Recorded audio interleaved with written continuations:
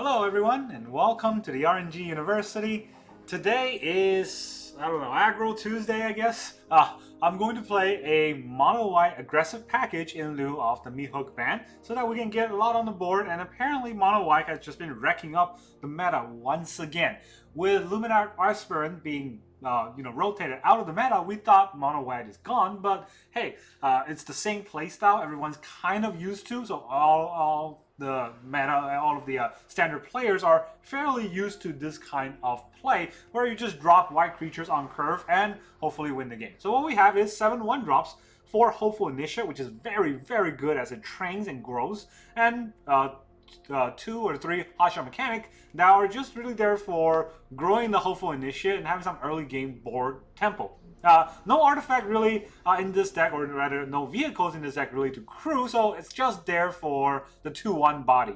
Then a bunch of 1-drops for Guardian of New Benalia, a very good card to help you scry, enlist, stay on tempo but still stay indestructible. For Intrepid Adversary, which is a hidden 4-drop because you can use it to pump your board, but you can still play it on turn 2 to have some sort of a board state. And for Thalia, against those control decks, pesky counter spells, Thalia is insanely good. Then we have 1 Valor stand just to be Valor and kind of kill a Shieldred if we need to. Alright, and then 12 4-casts, or 12 3-casts, 4 of each. That is 3 Anointed Peacekeeper, that is your replacement Elite Spellbinder as the tax guy, for Brutal Cathar as the removal, and for Adeline as the aggressive tempo advantage and board advantage. And then we have 4 4-casts in the term of Sarah Paragon in order to bring back all of the early game drops into the mid to late game. Hopefully we don't get any late game because this deck does not do any late game advantages. There are no Wandering Emperors for a white deck, which is peculiar, but remember, Wandering Emperor is more of a control card. In a tempo advantage and an aggressive advantage, Wandering Emperor doesn't really do that much. At turn 4, Wandering Emperor can give you a +1/+1 or a 2/2, which at 4 mana is not that good. And then we have 24 lands, 1 Aganjo, 22 Plains, and 1 Crystal Grotto. I've seen a lot of people run 4 offs, 3 offs, or even 2 off Crystal Grottos. I don't want to have a draw of lands that is not just playing. So if I have 2 Crystal Grotto and 1 playing, I'm not going to be able to play my Adeline. Whereas if I have 1 Crystal Grotto, it's not going to do anything, right? So to that extent, having 1 is good to help us scry. Having more than 1 is not good because we might end up being mana screwed that way. 22 Plains because, there's no other white lands right now. There's no man lands, unfortunately, to help us run the mana cycles yet. Maybe Brothers War is going to help us with that, but that is today's deck. Alright, so let's go ahead and play the current meta and see whether or not we lose every game or win every game. Mono-White again.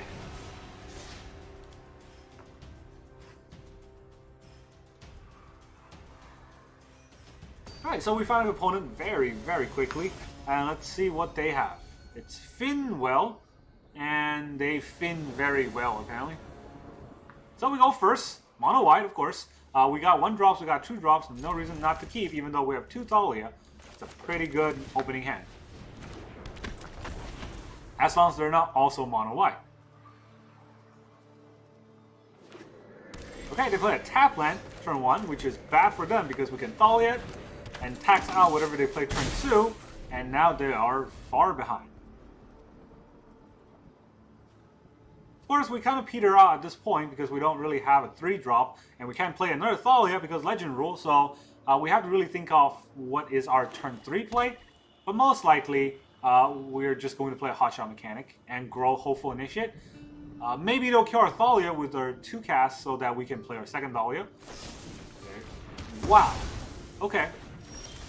I did not expect that, but hey, it's going for the damage.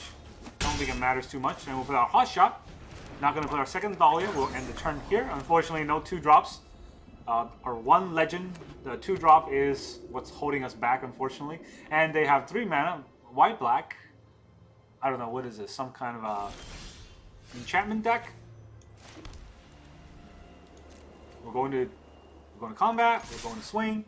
Let's see if they do anything. Resolute Reinforcement as a blocker. Okay. If they dual block Thalia, actually that's not going to matter. They're just going to block Thalia. So, we will play our Paragon. Hopefully it lives. We can't just pull it off that turn, so something has to come out there. And now they have to kill the Paragon. Oh, it's an Esper deck. Okay, it's the Esper Rafine deck. So I don't know if they have any removal for the Sarah Paragon in that deck. They have Denning. That is not a removal.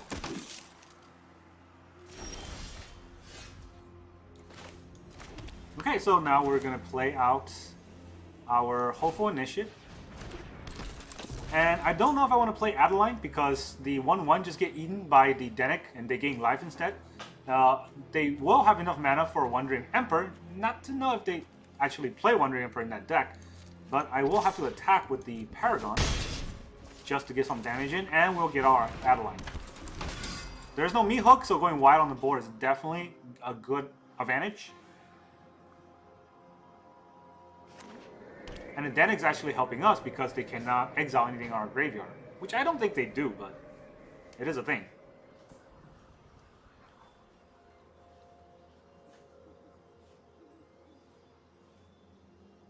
Okay, our opponent's mousing over their Dennick, thinking about what they can do. I'm not actually sure what the Esper deck has. They have an Adeline. That is not very good.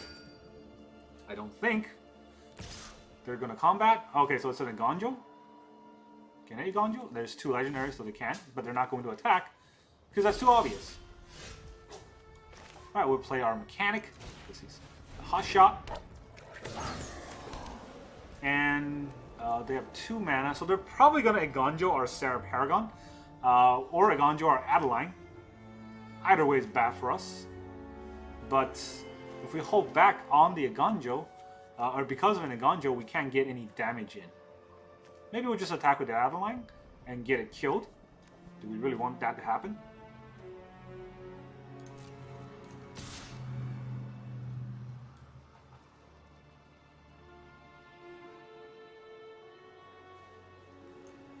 We'll also attack with the Paragon, because if he Egonjo the Sarah Paragon, he cannot Egonjo the Adeline. There is a call for attacking with a Hopeful Initiate, but it just gets eaten by the Adeline, so that's not that good of an idea.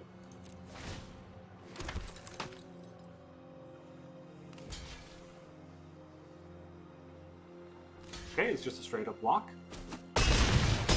No Egonjo here. Get to kill one thing on his board. He does gain 2 life for free. Or not for free, for a trade of a Resolute Reinforcement, I guess. Now he's going to play Toulouse. Toulouse is very good for that Esper deck. We are falling a bit behind on the fact that we're not aggressive enough early game. I'm not really sure what they actually have as a return to our Adeline, but as long as we keep them on 3 creature, they cannot trade with our Adeline, which is what we want. Okay, so their board is not that strong. Let's go on.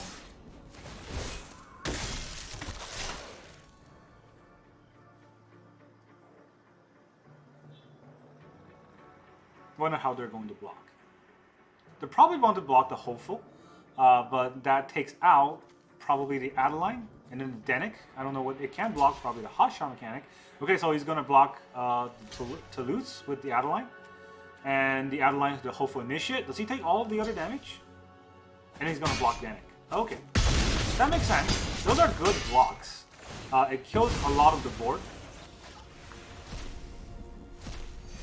But we can play our Adeline again. And we also have a second Thalia. So we immediately get back on the board with a lot of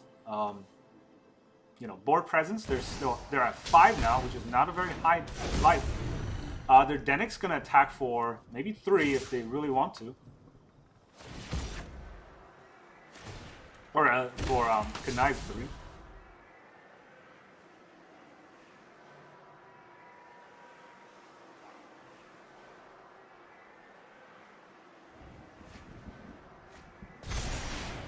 So they're gonna gain 5 life, go up to 9. Our Adeline blocking their Adeline, I'm not sure if that's a good play. We can just take the damage and then we'll return the damage somehow. And maybe we'll draw Brutal Cathar, which would be very good. Other than that, I don't really want to block with Adeline. Blocking the Dennick really does not make sense because it's stronger. Even if it wasn't stronger, he's going to gain the life and I'm going to lose a creature, which I don't want that to happen. Does he have any Gonjo for my Thalia?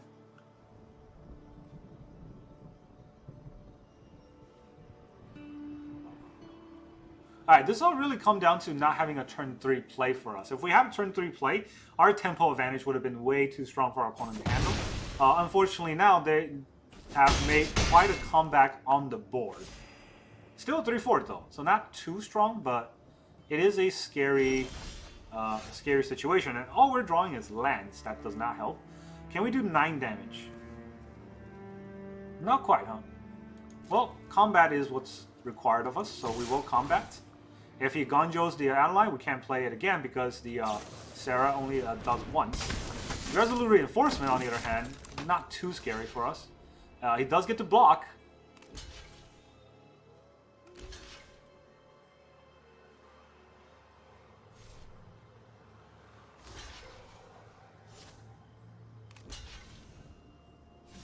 What is he doing?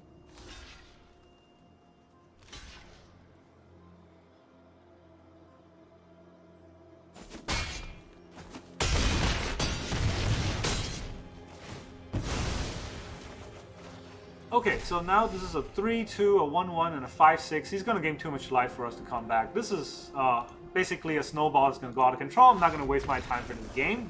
GG, opponent. That was... I wouldn't say it was well played. We all played with the cards were dealt, and it was just kind of a general rundown. There's probably some good plays from our opponent's side. I just could not tell from the cards that were dealt. Maybe they had a, you know, a good play on their side, if I could see their hand, but really it was just kind of a routine play. Unfortunately, that's sometimes how Magic goes, especially if you play an aggro deck like this Mono-White. We do go first again, that's good, 3 lands. We have a turn 3 play, I'm going to keep. Unfortunately, our turn 2 play is a Valorous stand, so that's not what we want. So there might be a call for mulliganing that hand. Oh, that's weird. Okay, well, we did draw a turn 2 play, so let's get everything out of the way. What else are you going to do? Do you have an enchantment play? Kami? That's not an enchantment. That's okay for us.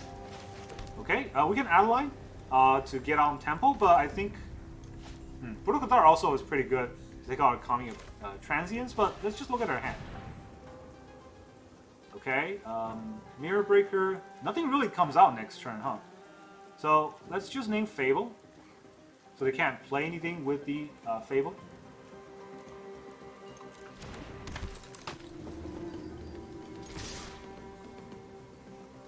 They can double block and kill Thalia. And I think that's what they want to do. If they double block to kill Thalia, they can play the Wedding Announcement, which is not that good. I'm not going to attack. Then you can't play anything. Generous Visitor, okay. I can now Brutal Cathar to take out the Kami, which means that their board does nothing, or I can add a line and get advantage on the board, but I think Brutal Cathar is better. Take out the Kami, and they'll quit. GG. See, that is, so I think there were good plays that I made there, because there was a lot of decisions. I have various 3 plays to consider. Unlike the last game, where I didn't really have much to consider, and it was just kind of routine 1-drop, 2-drop, and no 3-drop, unfortunately. That was a fun game, though. There was a lot of consideration and thoughts put into what kind of play I need to make, and that's a little bit of thoughts put into Mono-White deck. Mostly it's just play the cards you're dealt. The biggest consideration for Mono-White is the mulligan. Alright, so we got 1-drop, no 2-drop, 3-drop, 4-drop. It's not that bad for a going second, so I'm going to keep. We have Brutal Cathar. I really want to keep because I have Brutal Cathar to get back on the board, but otherwise it's not a very good keep. We do have a 1-drop though, so that is good advantage. If they have Thalia here, that stops our 1-drop in its track. They're white-black. And they have a Missionary that also stops our deck sort of in its track. There's no point in attacking because he can block, but even if we can attack through it, it's lifelink, so that's an unfortunate part. Esper, so it's an Esper control deck. He's going to attack, which I do not recommend, because it was a good blocker. Now that he attacked, these damages are gonna you know, run over him. And now we can brew Cathar. Here's 1-1.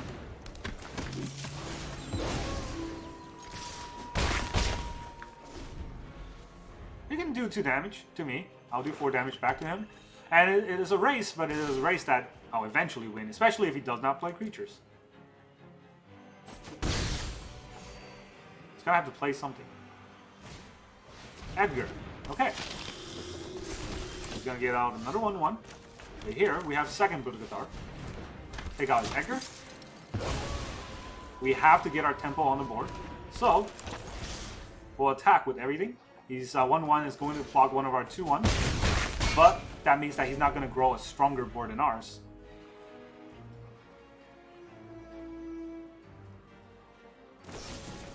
Okay, he's going to try to get his Edgar back. Oh, we draw another Cathar. Not going to block that.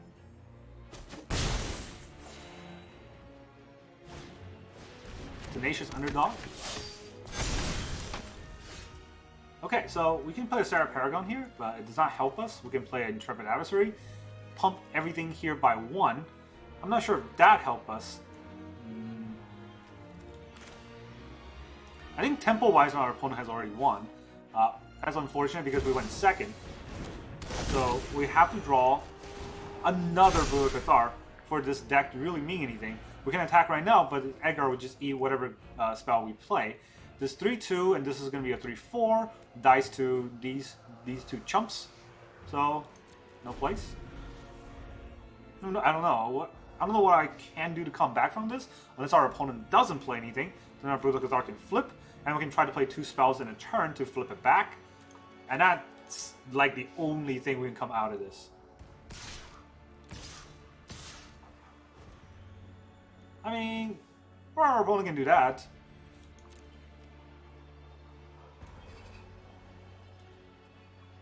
That could be an awkward turn. I don't even know why they're attacking with this many creatures where they are the tempo advantage deck.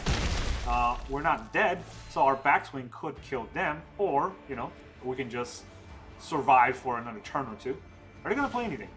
Second wedding announcement. Okay, so the fact that they have a spell to play means that we are in dire trouble, and next time when we block, this becomes a 4-4.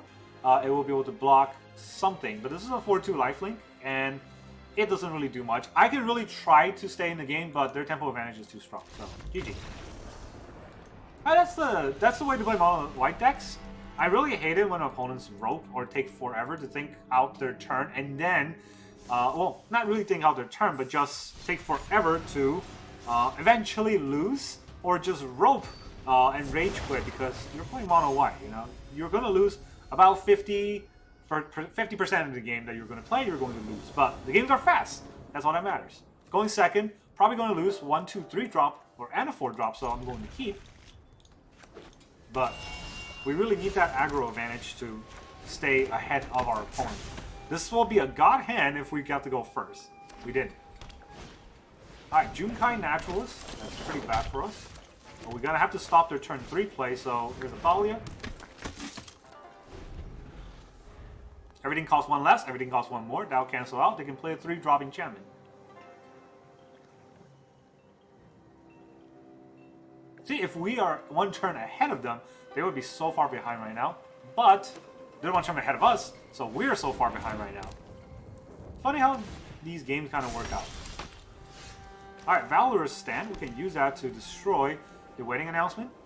Costs 3 though. That's not really a good mana investment. So should we look at their hand before we decide to attack? We're going to attack anyways. Yeah, we're going to attack anyways. Let's not give them any information about our deck.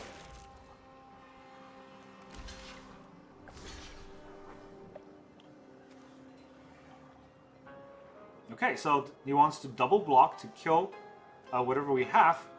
We can actually blow up the Junkai Naturalist and kill his 2-1, and then everything will cost more. So let's do that.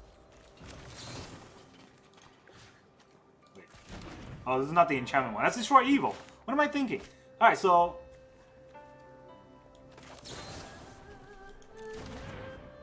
well, I guess I can't take that back.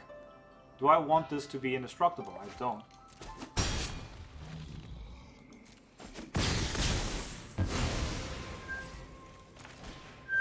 Okay, let's see what's in our hand. A Catilda and another Junkai Naturalist. Well, let's name Catilda. Good luck.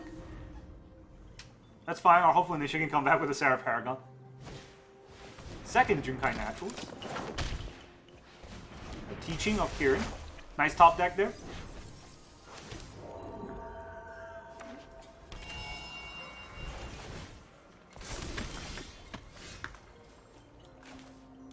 Alright, let's try one. Look what we get. We definitely don't want another land there. Okay, so we can attack, and Valorous stand whatever he blocks and tries to kill. I think that's a good idea. Other than that, we can Guardian New Benalia, which is 2-drop on turn 4. That's not very good. Let's see how he decides to block.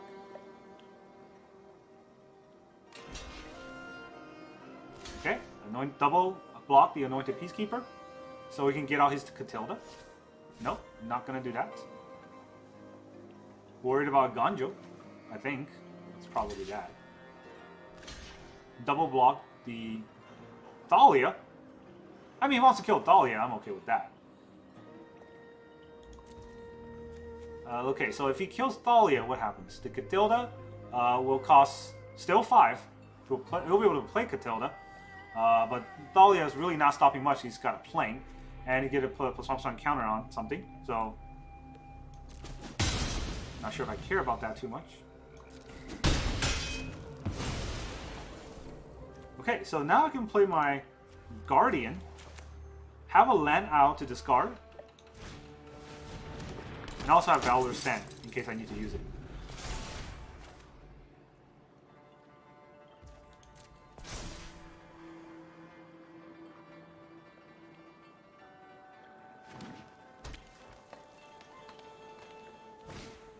There's the Catilda. Flying, Lifelink, Pro Vampires, 4/4. 5/5.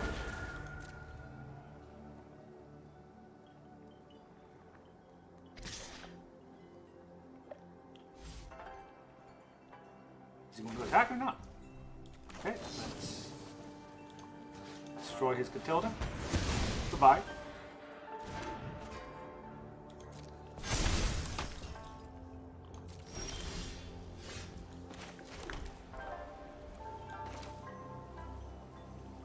Okay, is there a... I can attack with this. So let's enlist an attack.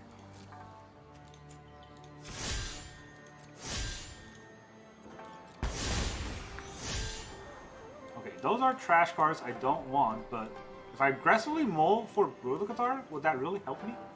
I really need to draw it. If I don't draw it, I'll lose the game.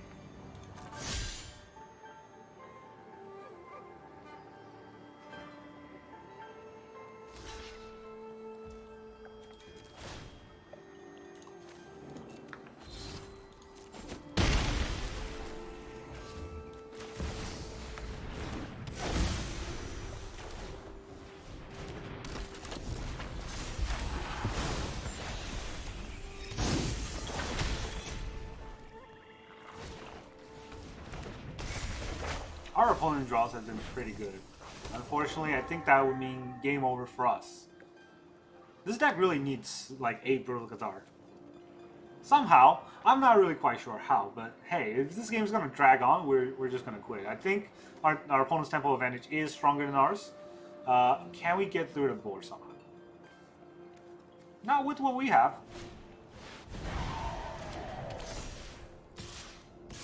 That's a big lifelinker. But we could kill his Junkai Naturalist. Do we care about the Junkai Naturalist? Let's see, it will kill our Sarah Paragon, which means that we can't gravy train the board, so I'm not sure if that's warranted. We'll take the damage. Ah, punished. So if that was Brutal Cathar here, that would have helped a lot, but it's not.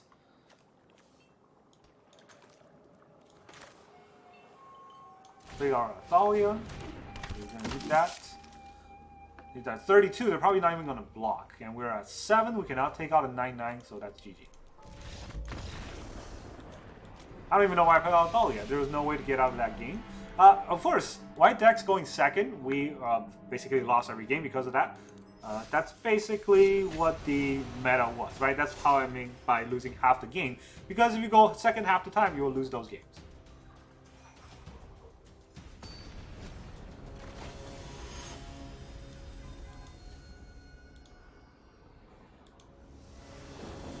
Okay, now we go first. We got one drop again, and then a 3-drop. But the very, very strong 3-drop. So we'll keep Hopeful Initiate first, then Hotshot Mechanic. Hopefully our opponent doesn't have something too crazy. On turn 1. Okay, so Mono-White versus another white deck. We will Hotshot Mechanic. And going for the damage. There may be a call for playing Hotshot Mechanic first, then Hopeful Initiate. I'm not really quite sure. Turn 2, maybe they'll play a Thalia. That would be pretty good for him and bad for us. Other than that, I'm not really quite sure what else is there. Selfless Samurai. That's a card I did not even expect. When it attacks alone against lifelink, you can sack it to get another creature indestructible.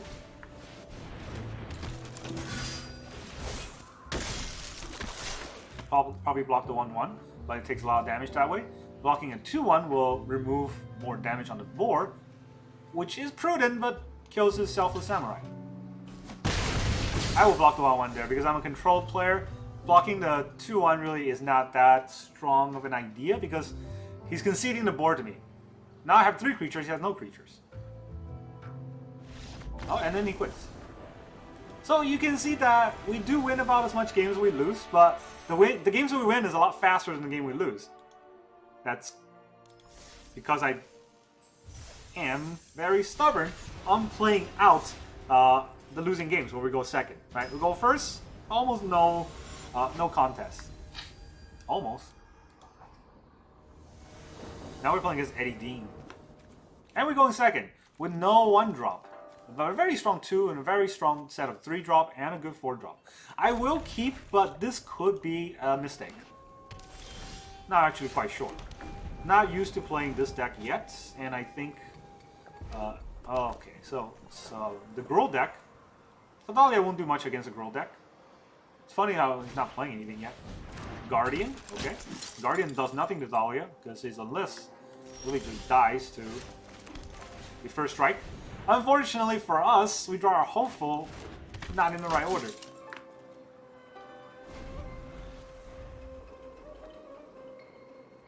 Does slow them down a little bit, hopefully. 3-drop, maybe they'll get a Pumper. The Werewolf dude. Reckless Stormseeker. He is quite reckless, and he seeks the storm. Kieran, 3-mana Kieran. Okay, I'm not really hating that.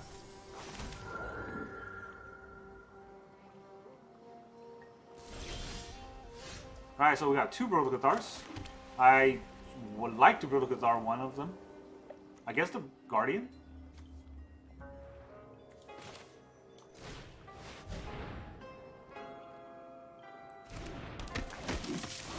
Indestructible does nothing to a Brutal Cathar. And now, I'm going for damage. I thought about playing Adeline there, just to, you know, have a additional damage. And then you can dual block Thalia. He could actually dual block Thalia, but he has the Scar card to kill it. Wow, that is a surprising play. Okay, we don't have another land there, so unfortunately we can't go 3-drop, 1-drop. Our second Brutal Cathar can take out either the Monk or the Spirit. I think the Spirit is better because the Monk can't really block anything on the board here. But he does get an extra mana next turn, which I don't like. But hey, extra damage in a white deck, that's almost a necessity.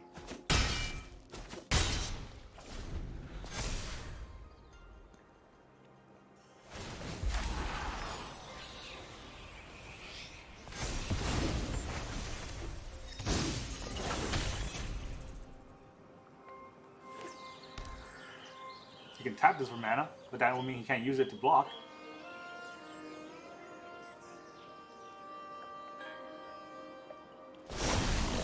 He didn't play anything, so both of my guys flipped. I'm not sure if that was the right play. Let us look at his hand, see why he didn't play anything. Okay, he's got an Emperor, he's got a Chick and then Jetmir. Well, obviously we're going to name the Wandering Emperor. Now he can't play the Wandering Emperor. And all this damage is going to overrun him. We got to win that game on 3 lands, going second. So this is the strength of a Mono-White Aggro deck is kind of there. It's not that good overall in especially best of 3 metas, but in best of 1 meta, Mono-White is insane. So that's what I got for today. I really think this is a deck that you can, you know, play on the toilet. It is a very strong deck that does not require much brain power, although I try to whenever I play the Anoint the Peacekeeper and think about what they can do to counteract my play. But mostly it's just play on curve, deal the damage, win as fast as you can, because when it gets to the mid to late game, you're definitely going to lose. So that is a Mono-White deck. It's been like that for I don't know how many rotations now. It was like that in Eldraine days. It was like that in the Luminarch Aspirin days with Kaldheim. And it's like that now with Dominaria days.